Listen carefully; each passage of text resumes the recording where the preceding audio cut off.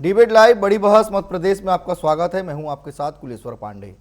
मध्य प्रदेश में परिवहन व्यवस्था को नई दिशा देने के लिए मुख्यमंत्री सुगम परिवहन सेवा की शुरुआत होने जा रही है।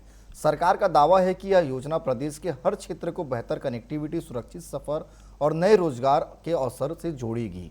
इंदौर से शुरू होने वाली इस पहल में इलेक्ट्रिक बसों का बड़ा नेटवर्क अंतर जिला और अंतर्राज्यीय सेवा तथा ग्रामीण क्षेत्रों तक पहुँच का रोडमैप तैयार किया गया है। लेकिन क्या ये योजना वास्तव में परिवहन क्रांति ला पाएगी? यही होगा आज की हमारी विशेष चर्चा का विषय। सबसे पहले देखिए हमारी ये खास रिपोर्ट। मुख्यमंत्री सुगम परिवहन सेवा का आगाज। क्या 5206 बसों से जुड़ेगा पूरा मध्य प्रदेश? 150 इलेक्ट्रिक बसें बदलेगी सफर का अंदाज। कनेक्टिविटी, रोजगार और विकास पर फोकस। मध्य प्रदेश की परिवहन व्यवस्था अब क्षेत्रीय मॉडल पर आधारित होने जा रही है। सरकार ने पूरे प्रदेश को 7 बड़े परिवहन क्षेत्रों में विभाजित किया है। इंदौर, भोपाल, उज्जैन, ग्वालियर, सागर, जबलपुर और रीवा को केंद्र बनाकर बस सेवाओं का विस्तार किया जाएगा। उद्देश्य ये है कि यात्रियों को बेहतर रूट नेटवर्क, समयबद्ध सेवाएं और सुगम यात्रा सुविधा मिल सके। इससे विभिन्न जिलों के बीच आवागमन आसान होने के साथ साथ आर्थिक गतिविधियों को भी नई गति मिलने की उम्मीद है। योजना का सबसे आधुनिक और महत्वपूर्ण पहलू पीएम ई बस सेवा है। इसके तहत इंदौर में 150 इलेक्ट्रिक बसें सड़कों पर उतरेगी। इलेक्ट्रिक बसों के संचालन से प्रदूषण कम होगा, ईंधन लागत घटेगी और यात्रियों को आरामदायक यात्रा का अनुभव मिलेगा। पर्यावरण संरक्षण के साथ साथ ये पहल भविष्य की स्मार्ट ट्रांसपोर्ट व्यवस्था की दिशा में एक बड़ा कदम मानी जा रही है। सरकार इसे हरित विकास और टिकाऊ परिवहन मॉडल के रूप में प्रस्तुत कर रही है। मुख्यमंत्री सुगम परिवहन सेवा के अंतर्गत प्रदेश भर के 1164 मार्गों पर 5206 बसों के संचालन की योजना बनाई गई है। इसका लाभ छोटे शहरों, ग्रामीण क्षेत्रों और दूरस्थ अंचलों को मिलेगा। बेहतर सड़क परिवहन से विद्यार्थियों, किसानों, व्यापारियों और नौकरी पेशा लोगों को सुविधा मिलेगी। पर्यटन स्थलों तक पहुंच आसान होगी और व्यापारिक गतिविधियों में भी तेजी आने की संभावना है। सरकार का मानना है कि बेहतर कनेक्टिविटी विकास का सबसे मजबूत आधार बन सकती है। ये योजना रोजगार सृजन के लिहाज से भी महत्वपूर्ण मानी जा रही है। राज्य और क्षेत्रीय स्तर की परिवहन कंपनियों में लगभग 1190 नए पदों का सृजन प्रस्तावित है।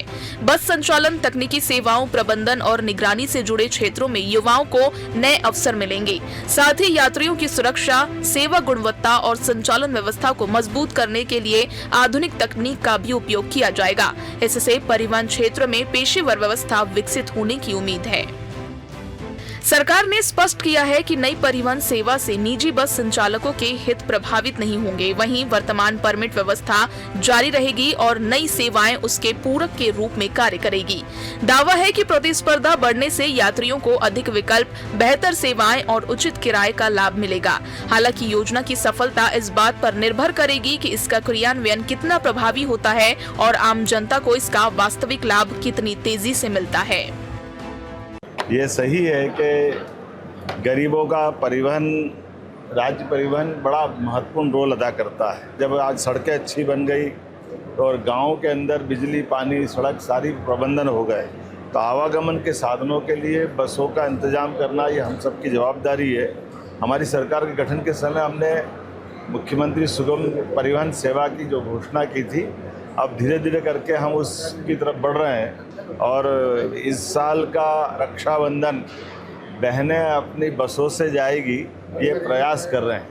ये परिवहन मध्य में होने के कारण से मध्य प्रदेश में भौगोलिक दूरी यहाँ बहुत ज़्यादा है और इसके अभाव में खासकर हमारे ट्राइबल के बेल्ट में जो लोडिंग वाहन रहते हैं उससे परिवहन करना पड़ता है। उस सब का निराकरण सुगम परिवहन सेवा है। हम उम्मीद करेंगे इस सेवा के माध्यम से राज्य के अंतर्वर्ती क्षेत्रों में भी और बाकी राज्यों के साथ भी इसका संबंध जोड़ते हुए परिवहन का एक बहुत अच्छा तंत्र सड़क परिवहन में यात्री परिवहन सेवा के रूप में आएगा। मुख्यमंत्री सुगम परिवहन सेवा केवल बस संचालन की योजना नहीं बल्कि कनेक्टिविटी, रोजगार, पर्यावरण संरक्षण और क्षेत्रीय विकास का एक व्यापक विजन है। अब सवाल ये है कि क्या ये पहल वास्तव में मध्य प्रदेश की परिवहन व्यवस्था को नई पहचान दे पाएगी? इसका जवाब आने वाला समय तय करेगा। Bureau report, TV 24।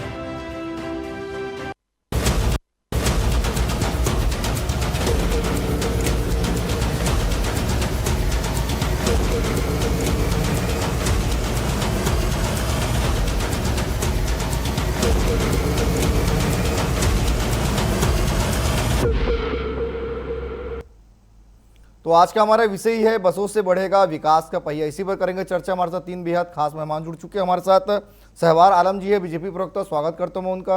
Anoop Dubaliya जी हैं, वरिष्ठ पत्रकार, उनका भी स्वागत करता हूं। कमलेश साहू जी है, कांग्रेस के प्रवक्ता, उनका भी मैं बेहद स्वागत करता हूं।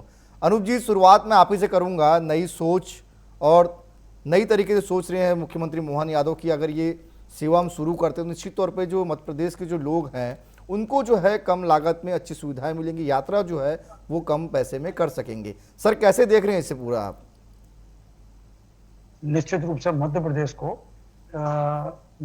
सार्वजनिक परिवहन की, और खासकर जैसा कि मुख्यमंत्री ने भी कहा है कि ट्राइबल एरियाज में, तो हमारे रिमोट एरियाज में और ट्राइबल एरियाज में बहुत सुगम परिवहन सेवा उपलब्ध नहीं थी। अभी मध्य प्रदेश में राज्य परिवहन निगम जो था वो लगातार घाटे के चलते उसको बंद कर दिया गया था तकरीबन 2.5 दशक पहले। अब निश्चित रूप से सरकार को एक अच्छी पहल है ये सरकार की, लेकिन इसके साथ मेरा ऐसा मानना है कि इसकी पूरी पहले की समीक्षा करके जो पहले का जो निगम था उस निगम की क्या खामियां थी, क्या कमियां थी, उसकी समीक्षा करके और नए संदर्भ में, नए परिवेश के हिसाब से इसको दूर करना चाहिए। और मेरा व्यक्तिगत तौर पर ऐसा मानना है कि इससे रोजगार भी बढ़ेगा और पूरे ग्रामीण क्षेत्र जो है मध्य प्रदेश के वो शहरों से जुड़ेंगे। ठीक है, चलिए कमलेश जी से। कमलेश जी, सुगम परिवहन सेवा की सबसे बड़ी उपलब्धि जनता को क्या मिलेगी? सरकार की सोच तो साफ है कि जो यह हमारे जो मध्य प्रदेश के लोग हैं उनको कम लागत में बेहतर जो है यात्रा का सफर हो। देखिए कमलेश्वर जी, मैं ये कहना चाहता हूं, मध्य प्रदेश सरकार तरह तरह की योजना, तरह तरह की घोषणाएं कर रही है, अच्छी बात है। आप मध्य प्रदेश सुगम सड़क परियोजना लेके आ रहे हैं, इसके तहत बसें आप संचालित कर रहे हैं। मैं सबसे पहले ये कहना चाहूंगा कि 2005 में जब भारतीय जनता पार्टी की सरकार ने बस सेवा बंद की तो घाटा बताया कि 750 करोड़ रुपए का घाटा था, इसलिए हमने बंद की है। हमारा कहना यह है कि घाटे पे विचार क्यों नहीं किया गया? उस समय विचार करते हुए यदि वो परिवहन सेवा आप विधिवत संचालित करते तो आज ये स्थिति नहीं बनती। दूसरी बात, हमारा कहना यह है कि जब मध्य प्रदेश सरकार ने उस समय परिवहन सेवा बंद कर दी और प्राइवेट राष्ट्रीयकरण, जो इन मार्गों का राष्ट्रीयकरण किया था, उन राष्ट्रीयकृत मार्गों के लिए आपने निजी बस संचालकों को सौंप दिया। 2009 से विधिवत तरीके से निजी बस मालिक रोडों पर अपनी बसों का संचालन कर रहे हैं और हर 5 मिनट 10 मिनट के अंतर से बसें, बहुत अच्छी बसें, लग्जरी बसें, प्राइवेट, आप कल्पना कर सकते हैं कि सरकारी से अच्छी तो प्राइवेट बस मालिक अपनी चला रहे हैं, संचालित कर रहे हैं। तो मुझे लगता है कि जनता को अभी पर्याप्त सुविधा मिल रही है और बहुत अच्छी बसों का संचालन रोड पर हो रहा है। मध्य प्रदेश सरकार नए सिरे से इन बसों का संचालन करके इस बात की क्या गारंटी है कि ये सफल हो जाएंगे? अपन 5000 बसें, 5206 बसें आप लॉन्च कर रहे हैं, इसमें इन बसों की गुणवत्ता क्या रहेगी?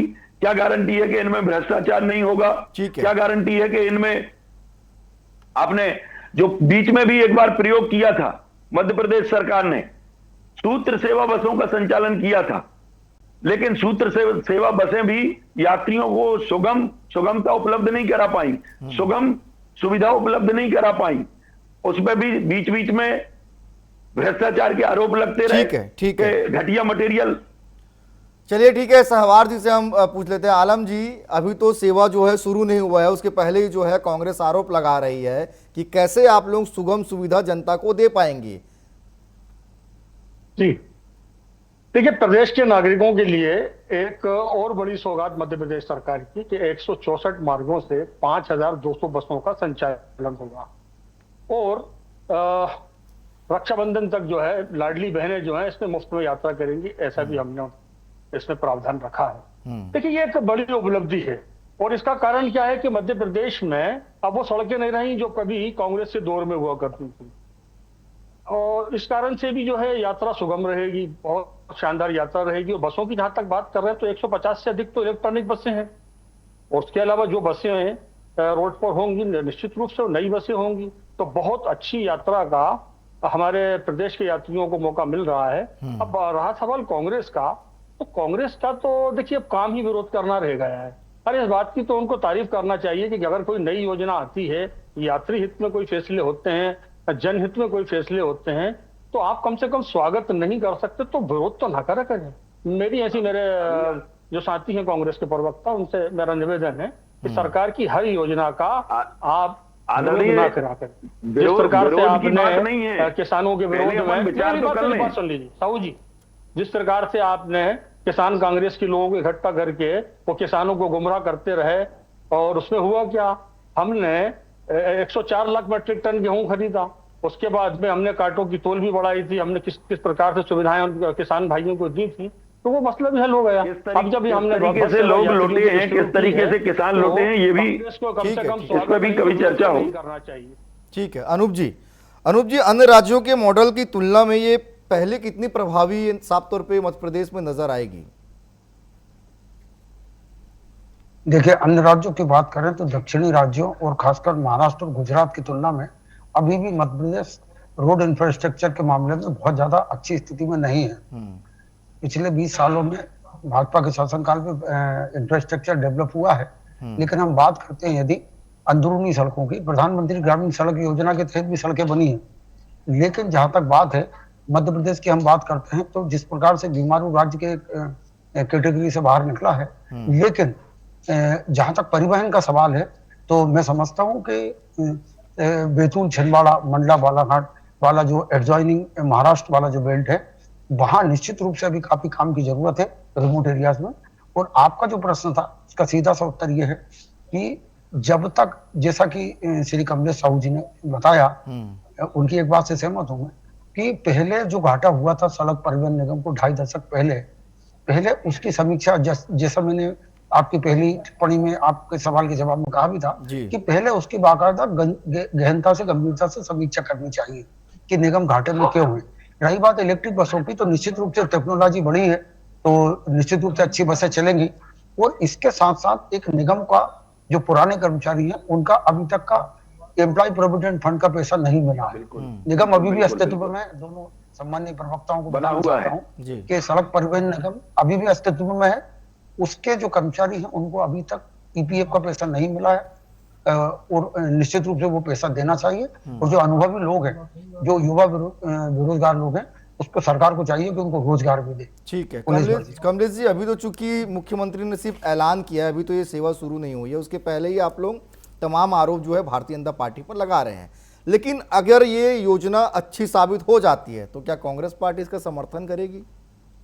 देखिए कमलेश्वर जी, निस्संदेह हम लोग मध्य प्रदेश के विकास के लिए हमेशा सहयोगी रहे हैं, लेकिन विपक्ष की हमारी भूमिका है और विपक्ष में हमारा ये फर्ज बनता है कि जब भी मध्य प्रदेश सरकार कोई भी योजना लाती है तो उसकी विधिवत, जैसा अनूप जी ने कहा कि विधिवत समीक्षा होना चाहिए।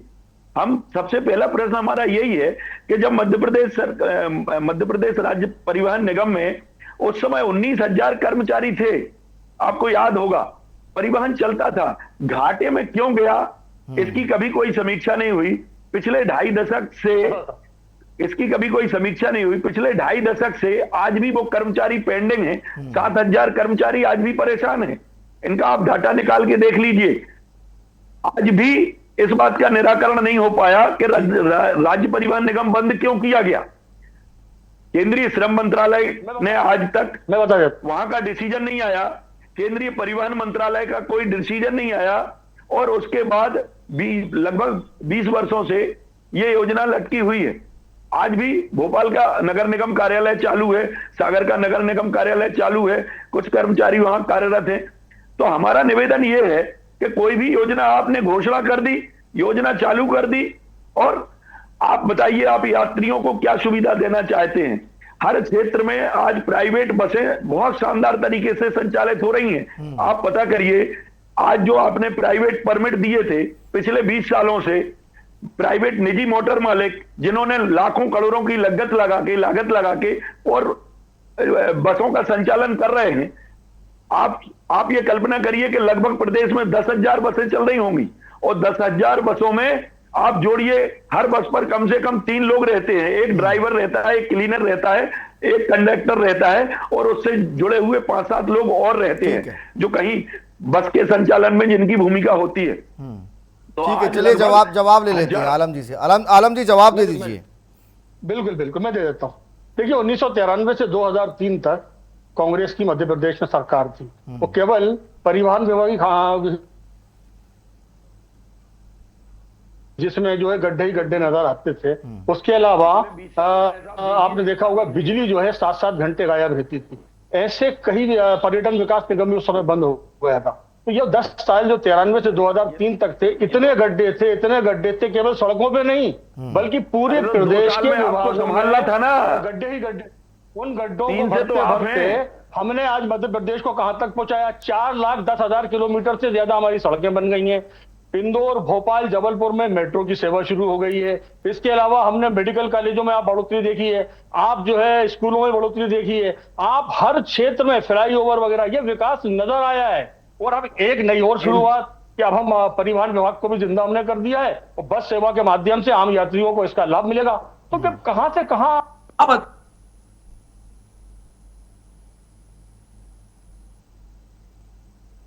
कहां है ये जनता देख रहे हैं, वो लाभ हमें निरंतर मिलता चला आ रहा है। और इसीलिए कांग्रेस हमेशा ही गड्ढे में रही है कि इन्होंने जनता का ध्यान नहीं दिया। ये क्षेत्र पे अगर ध्यान देते, ये अगर जनहित में कुछ कार्य करते तो 18 महीने की सरकार जरूर बन गई थी। लेकिन वो इसलिए भी नहीं चल पाई कि आपसी फूट और उसके बाद में ट्रांसफर उद्योग और अन्य तरह के आप मामले सरकार सामने चलाने आए। की बात कर रहे हैं, विभाग के बारे में बात करिए आलम जी। ठीक है, कर ली मैंने साहू जी, कर ली मैंने। 10 साल में क्या स्थिति थी 93 से 2003 तक, ये प्रदेश की जनता जानती है। और उसी का परिणाम था परिवहन के कि बारे आप में आज तक विचार सरकार करिए। नहीं बना पा रहे। चलिए आऊंगा कमलेश जी आपके पास भी। अनूप जी से छोटा सवाल लेता हूँ। अनूप जी, 25 साल से भारतीय जनता पार्टी की सरकार मध्य प्रदेश में काबिज है। क्या लगता है फैसला और पहले लेना चाहिए था? क्योंकि जिस तरह से महंगाई बढ़ रही है, हर कोई व्यक्ति चाहता है कि कम कीमत में हमारा जो सफ़र है वो आरामदायक हो। नहीं लगता कि ये फैसला और पहले ले लिया जाता, अभी तक शुरू हो जाना चाहिए था मध्य प्रदेश में परिवहन? क्योंकि पहले भी जिस तरह से निश्चित रूप से जी आपकी बात से पूरी तरह सहमत हूँ। बंद हुए सड़क परिवहन निगम को तकरीबन 1.5 दशक पहले चालू कर देना चाहिए था, मेरा ऐसा मानना है। और सबसे बड़ी चीज जो चुनौती है निजी ऑपरेटरों की, बस ऑपरेटरों की जो चुनौती है, जो मोनोपोली है, जब तक वो खत्म नहीं होगी तो मेरा व्यक्तिगत तौर पर मानना यह है कि जब तक इनकी मनमानी, यूं कहूं कि जो निजी ऑपरेटर बस माफिया है उनकी मोनोपोली, उनका एकाधिकार जब तक खत्म नहीं होगा तब तक निश्चित रूप से सरकार के सामने ये बड़ी चुनौती बनकर आएगी। उसके लिए कोई पॉलिसी, इनको ट्रांसपोर्ट पॉलिसी के नाम से गवर्नमेंट को लानी पड़ेगी। ठीक है, कमलेश जी अपनी बात पूरी करिएगा। मैं सहवार आलम जी से कहना चाहता हूं कि आप 1993 की बात से शुरू कर रहे हैं। आप 2003 से आप सरकार में हैं। मैं आपसे ही पूछना चाहता हूं, परिवहन तो 2005 में बंद किया, आपने 2 साल में उसको सुधारने का प्रयास क्यों नहीं किया? आपने सीधा बंद कर दिया, 750 करोड़ का घोटाला बताया और सीधा बंद कर दिया। आज निजी बस मालिक जो है, मैं अनूप जी की बात, ये भी इस पे आपको विचार करना चाहिए था, वही तो हम कह रहे हैं। और जो कांग्रेस के समय में हुआ था, बाबूलाल गौर जी ने इसको प्रतिबंध लगाया था। बाबूलाल गौर जी ने प्रतिबंध लगाया, उन्होंने हजारों करोड़ का पिछला घोटाला देखा था, तब जाके ये बंद हुआ था। तो आप इस बात पर भी विचार करिए। कर्मचारी आज भी घूम रहे हैं, परेशान हो रहे हैं, कर्मचारी आज भी घूम रहे हैं। अरे कर्मचारी तो 28,000 निकाले गए थे दिग्विजय सिंह जी की गवर्नमेंट में, दैनिक वेतन भोगी। आदरणीय आप सुनिए तो, हमारा निवेदन ये है कि आप नए सिरे से जो परिवहन सेवा चालू कर रहे हैं, इसमें भ्रष्टाचार नहीं होगा, इस बात की क्या गारंटी है? सूत्र सेवा बस बीच में आपने चालू की थी, लेकिन सूत्र सेवा बस में भी समय समय पर भ्रष्टाचार के आरोप लगे। आज आप जो बसें लेके आ रहे हैं, इससे यात्रियों को सुविधा मिलेगी कि परिवहन और बढ़ेगा रोड पर? आज जो घटनाएं हो रही हैं, 10,000 बसें पहले से चल रही हैं, 5,000 आप और लाएंगे तो कहीं ना कहीं उनका बजट यदि सरकार बनाएगी तो उस बजट में मार किस पर आएगी? वो भी तो जनता पर ही आएगी। महंगाई भी बढ़ेगी, इसका बजट कहां से आप लाएंगे? इतना बड़ा जो प्रोजेक्ट आप ला रहे हैं, इसका भी तो खर्च आपको एडजस्ट करना पड़ेगा। बता दीजिए आलम जी बता दीजिए बजट कहाँ से लाएंगे, खर्च कैसे मेंटेन करेंगे, जनता पर तो इनका भार नहीं पड़ेगा। मेंटेनेंस भी करना पड़ेगा, बसों का मेंटेनेंस भी होता है। मेरी बात सुनिए, मेरी बात तो सुन लीजिए। सरकार की पूरी तैयारी है, विपक्ष को चिंता करने की आवश्यकता नहीं है। और रहा सवाल भ्रष्टाचार का, तो 93 से 2003 तक भ्रष्टाचार तो बात करने इसी बैठे, कारण तैयारी का देश जायजा में तो मिले। नहीं दिखा। आज प्रदेश में यदि विकास दिख रहा है तो उसकी वजह साफ है कि भारतीय जनता पार्टी में कोई भ्रष्टाचार नहीं है, इसीलिए तो विकास नजर आ रहा है जनता को। 10 साल में आया था 93 से 2003 तक। मुझे 93 से 2003 तक कोई विकास नजर आया था क्या प्रदेश में? और 2003 के बाद से अभी तक विकास नजर आ रहा है या नहीं? हजारों करोड़ की योजनाएं लागू है या नहीं? स्कूल, मेडिकल कॉलेज, फ्लाईओवर, सड़कें और अब ये बसें, ये विकास ही तो है। अब इसमें ही विरोध करेंगे आप? चलिए कमलेश जी बता दीजिए विकास नजर आ रहा है कि नहीं, जल्दी से, समय कम है। देखिए भ्रष्टाचार पे ऐसी सहवान आलम जी यदि बात करेंगे तो मेरे पास ऐसे कई उदाहरण हैं। भारतीय जनता पार्टी के कार्यकर्ताओं का विकास हुआ है, भारतीय जनता पार्टी ने जो एजेंट और दलाल सक्रिय किए हैं उनका विकास हुआ है। हर विभाग में आप देख लें, किसी भी क्षेत्र में चले जाएं आप, बगैर भ्रष्टाचार के, बगैर पैसे के कोई काम नहीं हो रहा। किसी ऑफिस में आप चले जाएं, किसी भी क्षेत्र में चाहे चले आपने जाएं, बड़ी बड़ी विकास नजर योजनाएं आएगा लागू आपको। कर दी हो, आपने जितनी भी योजनाएं लागू की उन सब में भ्रष्टाचार हो रहा है। और भारतीय जनता पार्टी के बिचौलिए सक्रिय हैं।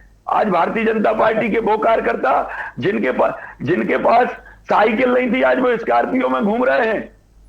भ्रष्टाचार की आप बात मत करिए, ये जनता देख रही है, ये जनता देख रही है कि किसका। चलिए ठीक है, आज का विषय कुछ और है। ठीक है, आप दोनों को रोकना चाहूंगा। मैं छोटा सवाल जो अनूप जी से ले लेता हूं। अनूप जी, इस योजना की सफलता तय करने वाले सबसे महत्वपूर्ण कारक क्या होंगे? बिल्कुल सही प्रश्न है आपका, मैं सहमत हूँ, आपका प्रश्न बहुत लाजमी है। पहला, निजी बस ऑपरेटरों की चुनौती। दूसरा, जिन क्षेत्रों को सुगम परिवहन की सबसे ज्यादा आवश्यकता है वह। तीसरा, पेट्रोल डीजल महंगा हुआ है, तो सरकार क्या रियायती जो किराया है उसका किराया तय करने का आधार क्या होगा? क्या गरीबों के लिए, गरीब क्षेत्रों के, आदिवासी क्षेत्रों के लिए क्या सुगम परिवहन जो नाम दिया जा रहा है, तो क्या सबसे पहला प्रश्न आएगा उसका किराए का। तो किराए निर्धारण की क्या पॉलिसी है सरकार की, ये स्पष्ट करनी पड़ेगी, ये महत्वपूर्ण कारक है। दूसरी सबसे बड़ी चीज जो है कि दोनों उसका एक महत्वपूर्ण कारक है कि पहले निगम के बंद होने की घाटे की समीक्षा करनी चाहिए। और दूसरा, यदि ये चालू कर रहे हैं तो हर एक व्यक्ति से, प्रदेश के हर एक व्यक्ति से जुड़ा हुआ ये योजना है, तो इसका उसके पहले ब्लूप्रिंट जारी करना चाहिए घोषणा के साथ साथ, जिससे जनता को आसानी से ये बात मालूम हो सके पुलिस बल। चलिए ठीक है, अब समय भी ज्यादा नहीं दे रहा, इसलिए इस विषय को यहीं पे समाप्त करना पड़ेगा। अब तीनों मेहमान हमारे साथ जुड़े, आप तीनों का बहुत धन्यवाद। कुल मिलाकर मध्य प्रदेश में मुख्यमंत्री डॉक्टर मोहन यादव ने सुगम परिवहन सेवा शुरू करने का ऐलान किया है। इंदौर से इसकी शुरुआत होगी और सरकार का सोच है कि अच्छा सफर कम पैसे में मध्य प्रदेश के लोगों को अच्छी सुविधा मिल सके, लेकिन उस पर भी कांग्रेस कई प्रश्न चिन्ह खड़े कर रही है। फिलहाल आज के लिए इतना ही, कल किसी और विषय के साथ होगी मुलाकात। मुझे दीजिए इजाजत, धन्यवाद।